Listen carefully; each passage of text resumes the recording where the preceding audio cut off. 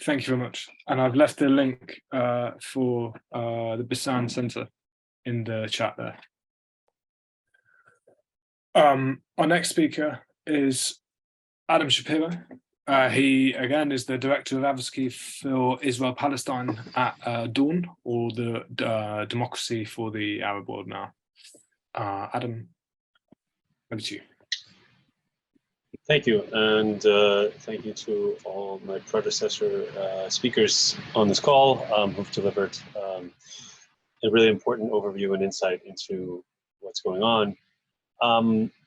I just want to pick up on Ubey's last point there about what Palestinians are asking for from the international community.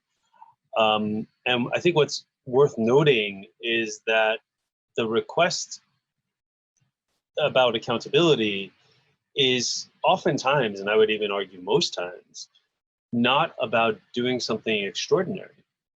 And as far as the United States goes, as far as the UN system, as far as other countries, it's perfectly already within the boundaries of law, of what's already written on the books.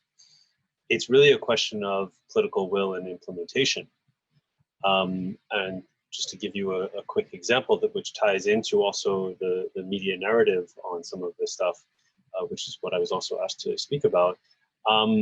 If we take the case of Palestinian-American Omar Assad, an 80-year-old man who was killed a year ago in January 2022, the initial report about his killing, he was detained at a checkpoint in his own village by Israeli soldiers.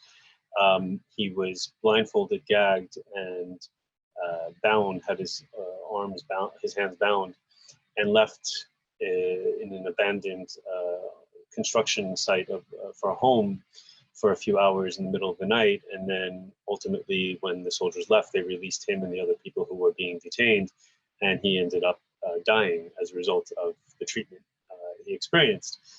He suffered a stress-induced heart attack, which caused his death. Initially, the reporting on that was that it was tragic, that he was an old man, that he was of poor health, and that while the soldiers could have done something in terms of checking on him, ultimately it was just an unfortunate incident. On our side, what we did was investigate that further, and actually were able to determine and provide information to the United States government, to the State Department, that it was the actions of the soldiers which were illegal according to Israeli army procedures. They are not allowed, soldiers are not, this will be news to a lot of people, but Israeli soldiers are not allowed to blindfold Palestinian detainees when they're being held for the purposes of detention, not for arrest. So somebody who's just being held at a checkpoint for a while, which happens all the time, they're actually not, there's no allowance according to military guidelines and rules of procedure for them to be blindfolded. Nonetheless, this happens all the time. The point is that in Omar Assad's case, the blindfold, it was determined that his blindfolding and his gagging and being bound all were what caused the stress that led to his heart attack. So it was actual concrete actions taken by Israeli soldiers that were the proximate cause of death. That would be manslaughter at the very least, if not murder, in most jurisdictions around the world. Presenting that information to the State Department, to what we have is the Leahy Law, which some people might be familiar with, which allows for the US government to stop military assistance to foreign military units that receive US military assistance and training.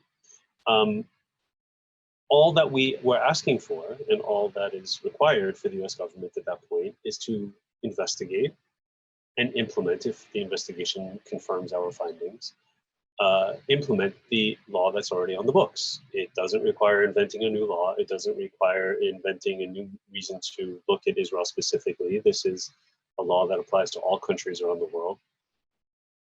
We know that in this case, the US State Department is asking questions, and we've seen some repercussions as a result. The reporting on his killing has changed in the media. The way that the US government considers the killing of Omar Assad now is as a killing and not as a unfortunate or accidental death. And we're now waiting to see whether or not there will be further measures of accountability. But this ultimately gets at the larger picture of what is going on. Palestinians and their supporters around the world have figured out and are using these tools of accountability, of pressure, whether it's boycott, divestment, and sanctions, whether it's filing claims at the International Criminal Court, whether it's bringing cases like the Leahy Law, whether it's applying to appealing to investment firms and whatnot to apply their own standards on human rights and due diligence when they're looking about investments, whether it's from private funds or from sovereign wealth funds. All of these tools of the so-called liberal international order that President Biden touts as the fundamental reason for why the United States is doing what it's doing in Ukraine are being used and attempted to be used by Palestinians and their supporters. And all that they're asking for is something very banal. Apply the same basic rules and regulations that you apply to everything else to our case. A case that, as Sarah previously mentioned, is the unique case in the world where, in terms of US military and financial support, in terms of UN resolutions not being implemented, et cetera, et cetera. And what we're seeing as a result of that utilization of these mechanisms by the Palestinians is, number one, we are seeing a narrative change in the media and in the portrayal of the conflict. I mean, it's still not the way we perhaps want it to be, and we still have plenty of scope for criticism and critique of the media. But there is a tangible change if you look at the way the media covers the conflict today. And I speak about the media as one big thing, but it's obviously not one big thing, it's individual actors. But even in some of the most egregious spaces, like the New York Times, BBC, I think we can actually discern differentiation, both in terms of who they bring on to speak and who they interview, and also who is actually doing the reporting. And perhaps some of that was unfortunately assisted by the fact of the killing and seeming impunity of Al Jazeera colleague Shireen Abu Akleh, a Palestinian-American journalist who was assassinated, targeted and assassinated.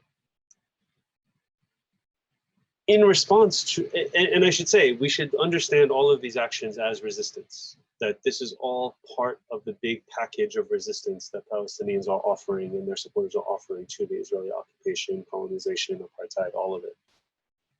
And in some ways, this is the bigger challenge to Israel.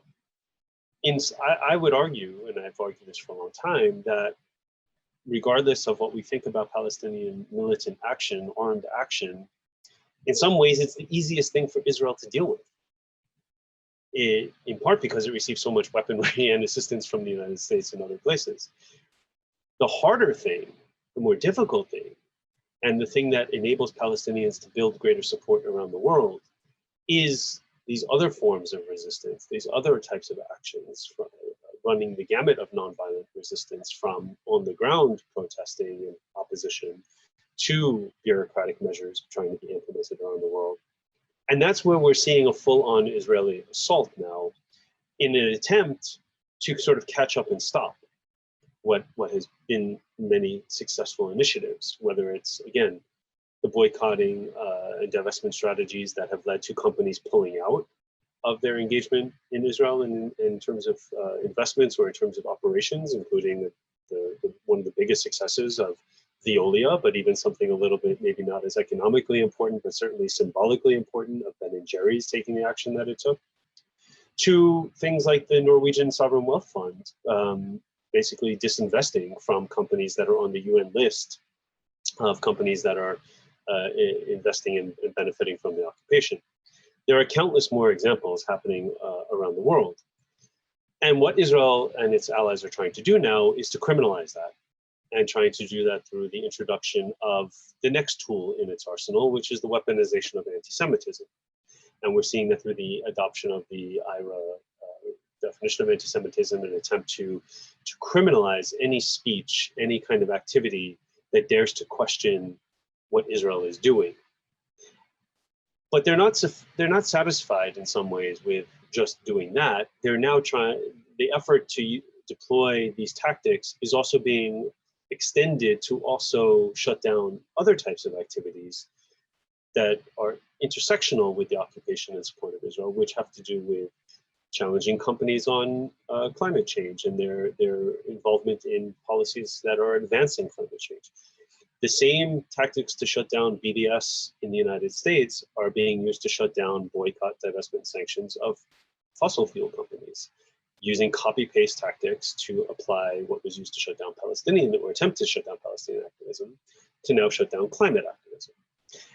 The result is, though, that we're finding greater and greater support and solidarity between the climate change the opposition to climate change, that movement, and the Palestinian movement, because of the victim, they're put in the same position of being targeted by these same kind of actors.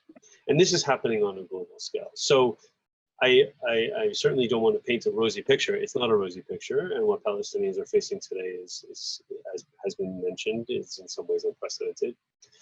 But bear in mind that what Israel is going through right now is, in a sense, the chickens coming home to roost.